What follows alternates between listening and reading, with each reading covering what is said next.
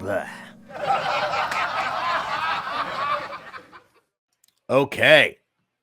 Again, so I'm ashamed to say that I've had a lot more revisits. Actually, revisit isn't something to be ashamed of, but I've had a lot more rewatches and revisits than I anticipated. I wanted to watch a lot of new stuff, and I'll be honest with you, I just found like myself not really in the mood to watch new stuff. I wanted to gravitate towards things that I hadn't seen in a long time or things that I knew. It was just easier that way.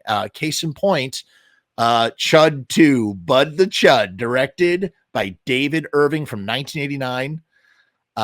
This C.H.U.D's for you. A military experiment to create a race of super warriors goes awry as legions of murderous zombies are unleashed upon a suburban neighborhood. All right, so we got to clarify a few things here. What is a C.H.U.D? Exactly. What is a C.H.U.D? And I'm not talking about the drummer who hadn't even watched this movie when he took the name Dr. C.H.U.D, by the way, just for those who are not aware. Whatever. I'm sorry. I'm talking out of the side of my neck right now.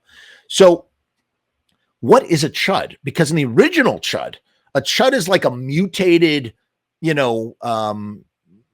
sewer dwelling homeless person that has been bathed in toxic waste that's being covered up. It's like an environmental disaster movie that takes place in the bowels of New York City. And they're basically, what is a C.H.U.D? A C.H.U.D is a cannibalistic humanoid underground dweller. So in this sequel, that is not what a C.H.U.D is at all, like at all. And I had a lot of revelations rewatching C.H.U.D 2, Bud the C.H.U.D. And when I was younger, I'd see the title of this in my horror section and always be like, Bud the C.H.U.D. Like, what does that mean, Bud the C.H.U.D? And so I always thought that like Bud was not a name, like the way you'd say, hey, Bud. I always thought that Bud was a verb. So you're budding the C.H.U.D. What does it mean to bud the C.H.U.D? And that's what I would think in my little, adolescent brain. C.H.U.D, Bud the C.H.U.D. You got to go Bud the C.H.U.D.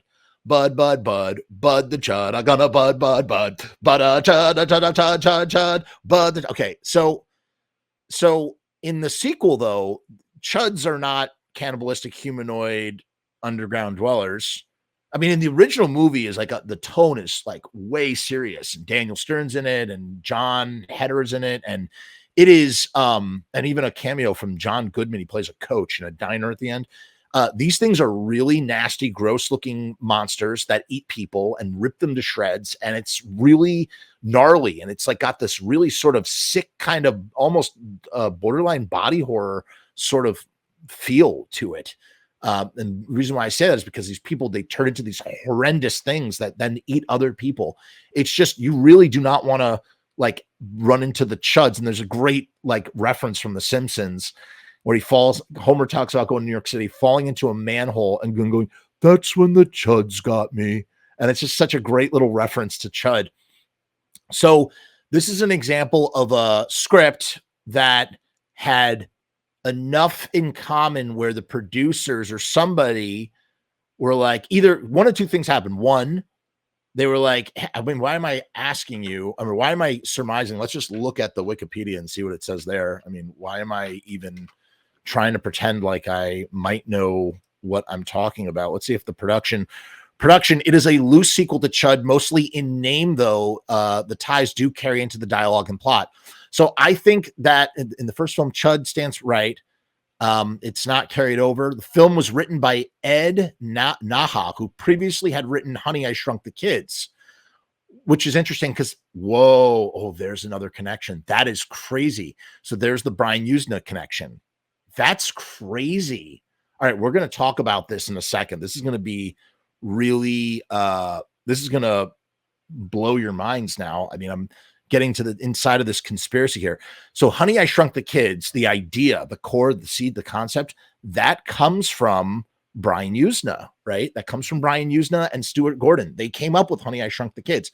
And the version that they were going to make was going to be far different from the Honey, I Shrunk the Kids that did get made eventually. But what's interesting is right after that, right after producing The Guyver, in fact, Brian Usna would go on to direct Return of the Living Dead Part 3. And there is a lot of stuff that Return of the Living Dead Part 3 has in common with C.H.U.D 2, Bud the C.H.U.D, namely in the fact that the government has co-opted zombies that they freeze the zombies, and then they want to unthaw them and use them as bioweapons. And obviously they do it in a slightly different way in Return of the Living Dead 3, penned by John Penny. Whereas here, there is no like mechanical structure that goes around the bio units or whatever but there is the freezing element. So it's interesting to me that the guy who wrote this also wrote the script for Honey, I Shrunk the Kids, and that is the direct link to Brian Usna, who then would go on to foster Return of the Living Dead Part 3. That's really interesting. So there is a little chain there. But I'm watching and going, that's very similar. There's a lot of sort of similarities in this movie that came out a few years earlier. And I always initially while I was watching, I'm going, and it was also released by Vestron Video. Okay. And Vestron is connected to Trimark. I feel like, you know who I feel like right now? I feel like Charlie Day in that episode, in that meme from It's Always Sunny, like trying to make the conspiracy connections. I got my red yarn out as I'm trying to link Return of the Living Dead Part 3 to C.H.U.D 2, Bud the C.H.U.D. Has that ever been done in the history of the internet? I do not know. In any case, this movie is, and then the other thing that it says here, this is interesting. So director David Irving shot 3 versions, one highlighting the comedy, one emphasizing the horror, and a less gory version for TV, and would decide on the balance of horror to comedy during editing. So what's amazing to me is like, it's crazy to me this movie is even rated R. Like this movie should be rated PG-13. You don't see any gore every time. In fact, I wonder if any other version of this movie did not survive, and that all we have is the made for TV version, because all these chuds do is they bite people, and all you hear, it sounds like someone's biting into an apple, and then they turn into chuds almost instantaneously, and it just spreads. And there's no rules to the chuds. Like you can knock a chud's head off and then reattach it, and they can kind of talk, but they're zombies, that they have their memories, but sometimes they like to talk. They have mouths full of teeth. At the center stage of this movie is one of my favorite character actors of all time for his performance in the movie that you can't see over there, Phantom of the Paradise. You have Gerrit Graham. Okay. He plays Bud the C.H.U.D, and it's like one of the few movies that, Gerrit Graham stars in this movie, right? And it's kind of like, how is it that like one of the few movies that features this incredible character actor who's just not in more stuff? He's also in TerrorVision. When he pops up, it's great. He's in Chopping Mall. It's just like a lot of like B genre films, but he's most known for playing Beef in Brian De Palma's Phantom of Paradise, for which he is just one of the greatest performances. Again, we've been talking a lot about Frankenfooter. Right up there, you would imagine that Beef is the person that Frankenfooter was always looking for in Rocky, that sort of thing. I got to meet Gerrit Graham. I was very fortunate. I didn't talk to him about Bud the C.H.U.D, but I did get my picture taken with him. God bless Gerrit Graham. And he's just criminally misused. He's criminally misdirected by David Irving in this movie. The slapstick is just so over the top. And it's funny. We haven't even touched on the fact, like, it's all sort of wrapped inside of a teenage, like it's wrapped inside of like an attempt to do Ferris Bueller. So what they did was they took this zombie movie that originally, and here's the one last thing I didn't say, and this is why I'm curious about the Brian Usna connection. So this was originally supposed to be the third Return of the Living Dead film. Initially, this was supposed to be the follow-up to Return of the Living Dead 2, which also explains the comedy aspects of the situation, which has me going, oh my God, like it just like it all makes sense. It all connects together. So it's like they were following initially, before they went darker with Return of the Living Dead Part 3, it's like they tried to continue down that goofy comedic tone of Return of the Living Dead Part 2. And instead of, they basically used zombies.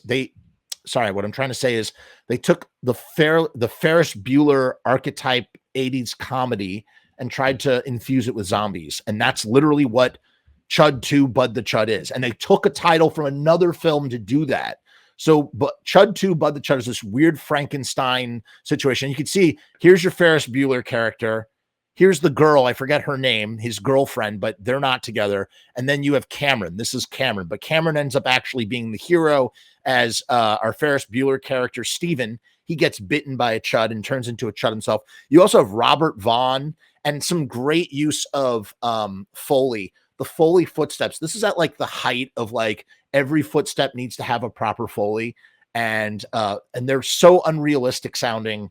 You see them in tons of movies, and it's sort of in the same way that like high schoolers being 35, looking 35 in like early like 80s and 90s media. So too, or did we condition our ears to like hear every footfall to sound like a tap dance, like a tap routine on any kind of, you know, pavement or wood or whatever. It's really fucking funny. And you'll see a lot of amateur filmmakers trying to sort of sound edit Foley footsteps based on that template from all the 80s movies that they would watch. In any case, Bud the Chud is really, really fun. It's really fun. It's such a goofy mess of a movie. You can't go wrong with Bud the Chud. And again, like the comedy and the Ferris Bueller of it all is actually really great. And I mean, you just think about some of the things they do. They steal a frozen body to replace another frozen body, and then there's like a Frankenstein element. They resurrect Bud and they bring him back to life. And I mean, even the scene at the beginning is mirrors Return of the Living Dead 3. Actually, now that I'm thinking of it, the Bud comes to life on the slab and bites the technician that's working with him. That's literally what happens at the beginning of Return of the Living Dead 3.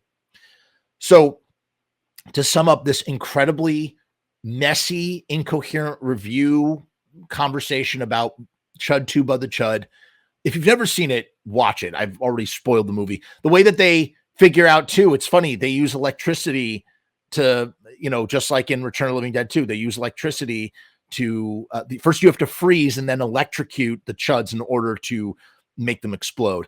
And by the way, Robert Vaughn, one of the best examples of, he takes his 45 pistol and he shoots a car and the car literally explodes. And what's amazing about this is like, you could say, oh yeah, he's aiming for the gas tank, like in every action movie, but it's like, I just made me think in my head, I'm like, imagine if just like cars exploded from that kind of impact, like anywhere. Like it's just, he's like, oh, all I have to do is just dent the car somewhere and it's just going to explode. You know what I mean? I don't know. In any case, that's Chud 2 Bud the Chud.